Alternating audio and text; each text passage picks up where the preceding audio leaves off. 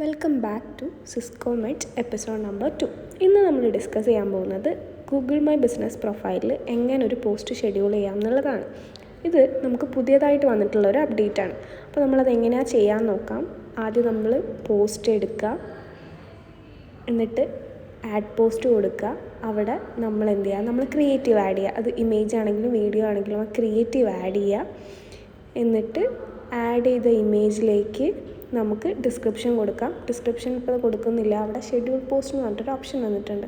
അവിടെ നമുക്ക് post schedule ചെയ്യേണ്ട ഡേറ്റും ടൈം 24 hours ടൈം, അതിൽ ടൈമും കൊടുക്കുക. എന്നിട്ട് കസ്റ്റം ബട്ടൺ നമ്മൾ കൊടുക്കുന്നുണ്ടെങ്കിൽ ബട്ടണും ആഡ് ചെയ്യുക. എന്നിട്ട് നമ്മൾ പോസ്റ്റ് ചെയ്യാം. ഈ ആഡ് ചെയ്ത പോസ്റ്റ് നമുക്കൊന്ന് റീഫ്രഷ് ചെയ്ത് കഴിഞ്ഞാൽ നമ്മൾ ചെയ്തത് കറക്റ്റാണെന്ന് ചെക്ക് ചെയ്യാം.